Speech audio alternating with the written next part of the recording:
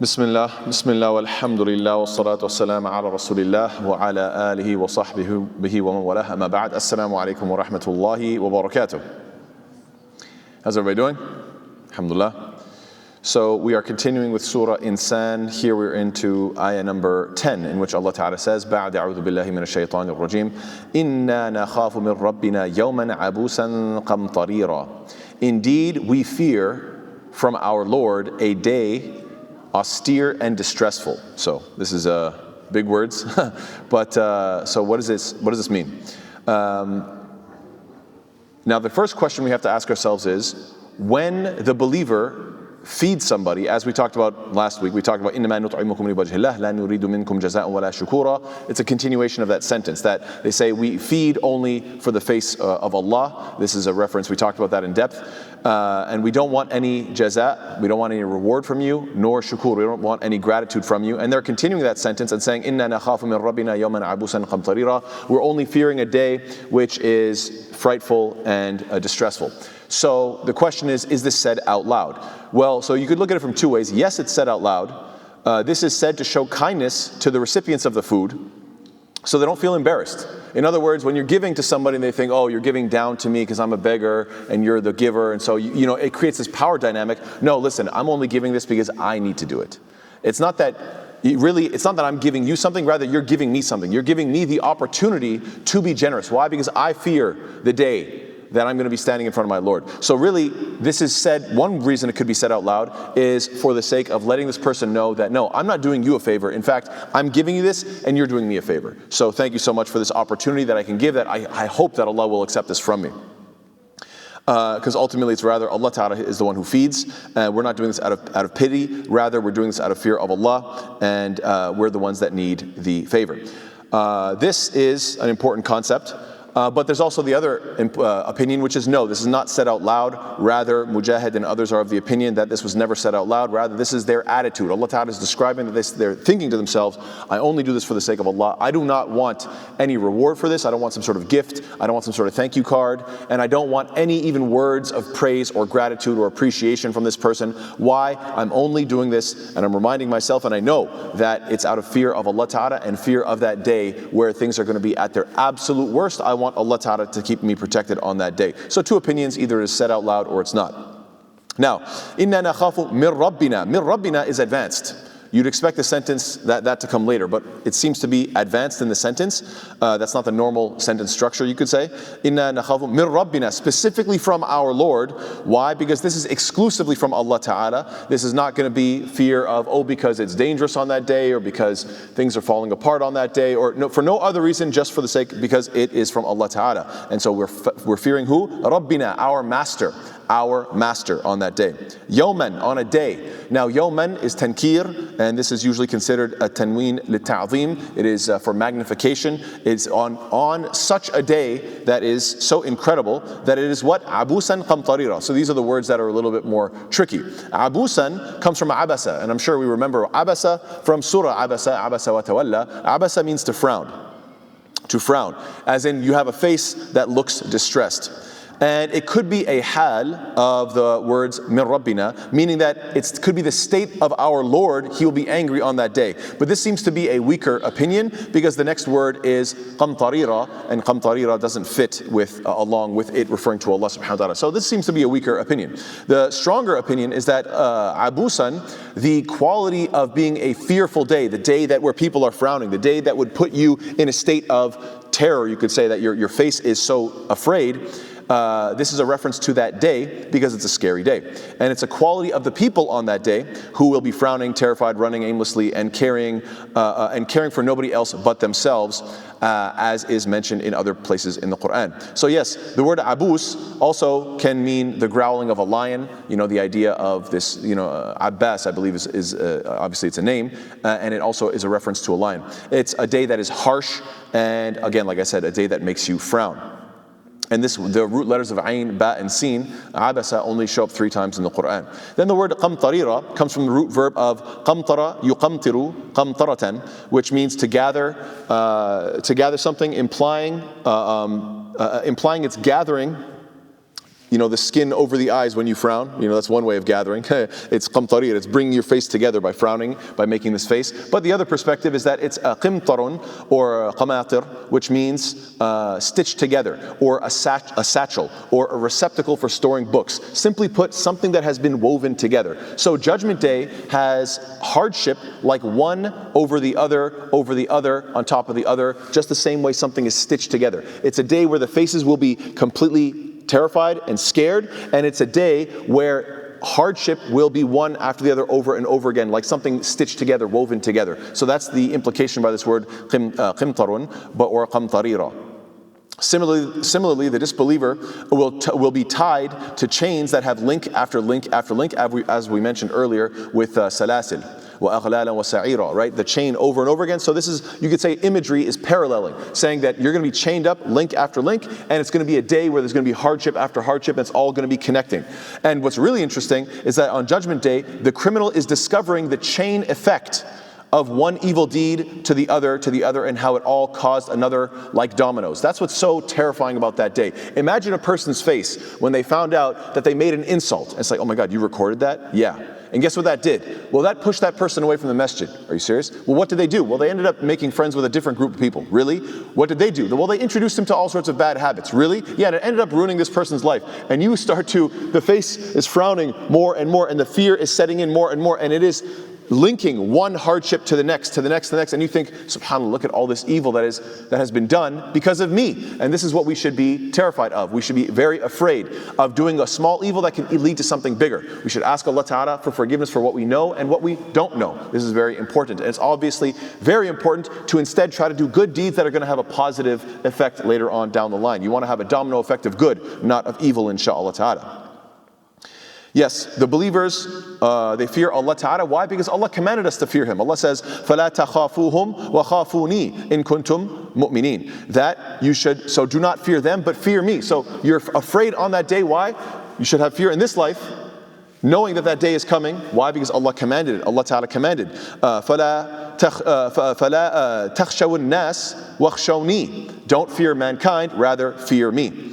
And furthermore, we should be in fear, not just when we're coming to the masjid, no, but even in the middle of the night, you wake up, as Allah Ta'ala says, تَتَجَافَى جُنُوبُهُمْ عَنِ الْمَضَاجِعِ يَدْعُونَ رَبَّهُمْ خَوْفًا وَطَمَعًا.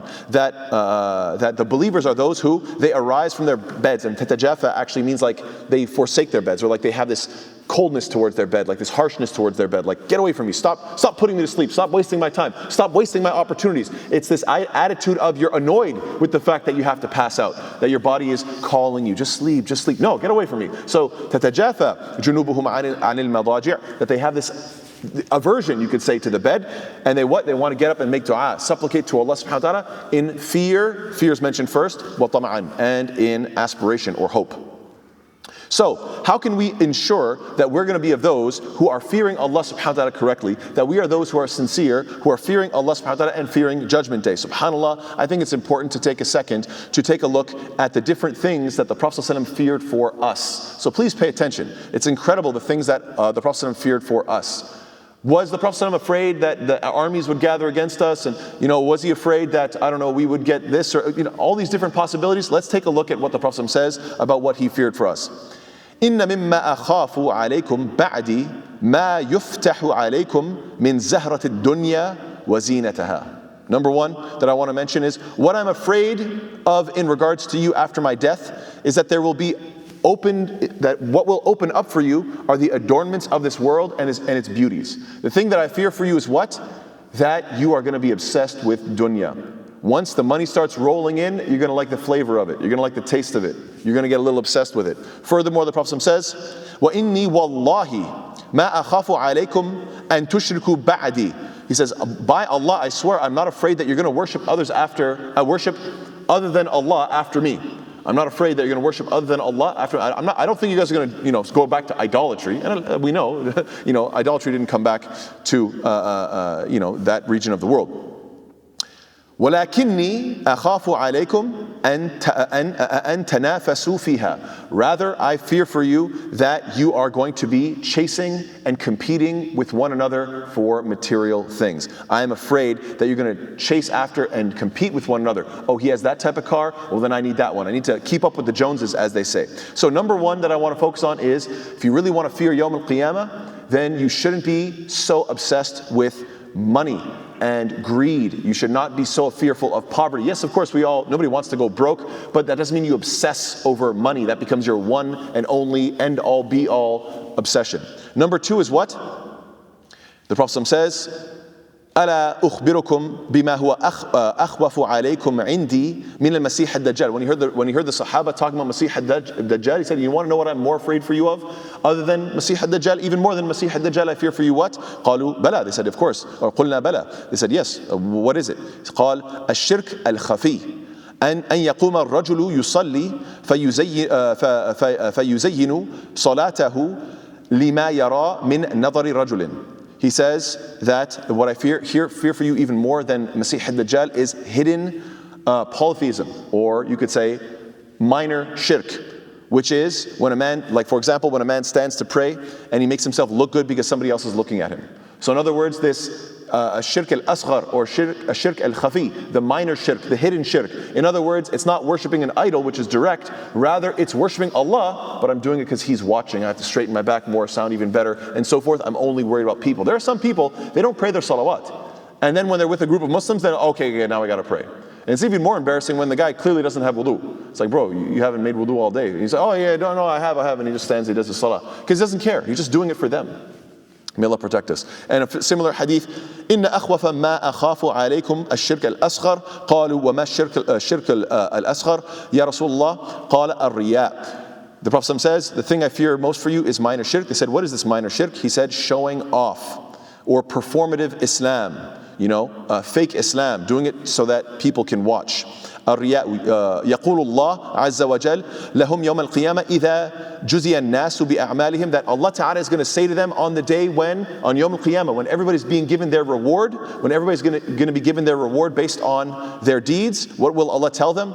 اذهبوا إلى الذين كنتم تراؤون في الدنيا فانظروا هل تجدون عندهم جزاء.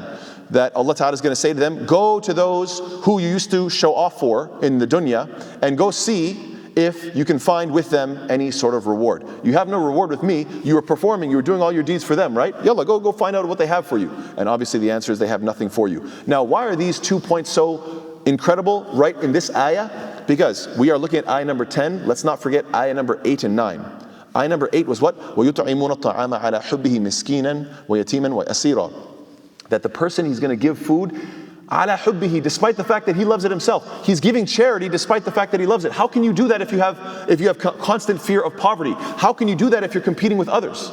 You get the point? If you're constantly competing with others, then you'll never do that. But if you're not competing for dunya, but rather you're competing for good deeds, then you will. You'll give even when you're in need yourself. You see, oh, he's saving up for some big purchase. I have to save up for a big purchase too. Oh, there's a chance to give charity? I can't do it because I have to beat him. Because the most important thing is beating him in terms of materialism and dunya. However, if you truly fear Allah and you say, you're going to give ala hubbihi, even despite my love for this wealth. And the second thing is what? إِنَّمَا نُطْعِمُكُمْ لِوَجْهِ اللَّهِ لَا نُرِيدُ مِنْكُمْ جَزَاءً وَلَا شُكُورًا. That you do it 100% sincerely, you're not showing off. You're doing it for wajh Allah, not wujuh al-nas. You're not doing it for the faces of people, you're doing it for wajh Allah, for the face of Allah Ta'ala. I'll just add one more point because there's a fascinating hadith when it comes to what the Prophet fears for us. إِنَّ أَخْوَفَ مَا أَخَافُ عَلَى أُمَّتِي كُلُّ مُنَافِقٍ عَلِيمٍ اللِّسَانِ. The thing that I fear the most for my ummah is every hypocrite who has a smooth tongue, a knowledgeable tongue. The guy's a good snake oil salesman. He is a good con man. Oh, this guy, his tongue is sweet and he can give all sorts of great points, but he's fake. He might have knowledge on the tongue, but he doesn't actually apply anything. May Allah Ta'ala protect us from fake leaders. So anyhow, then we move on to the next ayah. Allah says, فَوَقَاهُمُ اللَّهُ شَرَّ ذَلِكَ الْيَوْمِ وَلَقَّاهُمْ نَضْرَةً وَسُرُورًا. So Allah will protect them from the evil of that day. Alhamdulillah. After hearing about how scary it's going to be on that day, what do we find out? That Allah is going to protect you on that day. But not only does Allah say, I'm going to protect you from the negative, I'm also going to give you the positive, right? It's not just the protection of the negative. What? The positive is, وَلَقَّاهُمْ نَضْرَةً وَسُرُورًا. And give them radiance and happiness on that day. Notice that these three ayat, ayah 9, 10, and 11, they're all about the faces. It's really quite interesting how they're all about faces. إِنَّمَا نُطْعِمُكُمْ لِوَجْهِ اللَّهِ. That we're feeding only for the face of Allah. لَا نُرِيدُ مِنْكُمْ جَزَاءً وَلَا شُكُورًا إِنَّا نَخَافُ مِنْ رَبِّنَا يَوْمًا عَبُوسًا. Now it goes back to the face. We are afraid on a day where everyone's going to be, you're going to see the fear in their faces. Abusan qamtarira, and evil is going to be all kinds of widespread and connected one after the other. Everything's going to make things worse and worse. It's just going to be one disaster after the other. And you're going to see how everything's connected, how one evil deed led to so many more. فَوَقَاهُمُ اللَّهُ شَرَّ ذَلِكَ الْيَوْمِ وَلَقَّاهُمْ نَضْرَةً وَسُرُورًا. And we're going to give them radiance on their faces. So it's interesting. Again, you have this thematic concept here going on about this theme of the faces, the face of Allah, the face of those who are in fear, and the faces of those who are beaming with light. Subhanallah. May Allah Ta'ala make us from them. So yes, the face beaming with light, nadratan, that is the happiness on the inside that is noticed on the outside, surur, right? So nadratan, the internal light is now coming out and you see the happiness on them, subhanallah. So the lesson here is that the relationship that you have with the face of Allah Ta'ala directly impacts your face on that day. SubhanAllah, it's really quite fascinating. And yes, nadratan surura, nadra describes the internal manifestation of joy, this beaming on the inside, he's radiant on the inside, and surur describes I said that wrong. Nadratan is the light, so it's the external, and surur is the sir, it comes from sir. Sir means a secret. So surur is the happiness that you feel on the inside, nadra is the beaming light on the face, which is shooting out to everybody else. So that's the internal versus external manifestation. In this world, we often find people who have one and not the other, right? On Instagram, they look super happy, they're miserable on the inside. Or they have contentment in their heart, but their circumstances look bad. And subhanAllah, what we're finding here is that Allah Ta'ala is joining both. It won't just be that you're looking happy. You will be looking happy, but you genuinely will be happy. It'll be both internal and external. Yes.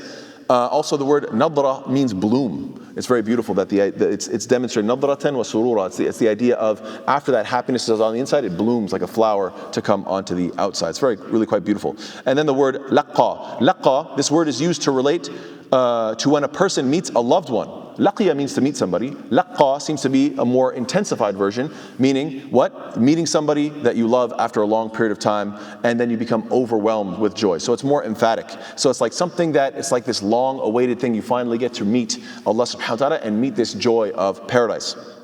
And stylistically, there's this beautiful pattern with regards to laqahum nadratan and waqahum. So laqahum, waqahum, the sound of it, you can hear the rhythmic pattern within them. So what is it that they're being protected from when Allah says that you're being protected from the evil? فَوَقَاهُمُ اللَّهُ شَرَّ ذَلِكَ الْيَوْمِ. What is the shar? What is the evil of ذَلِكَ الْيَوْم, of that day?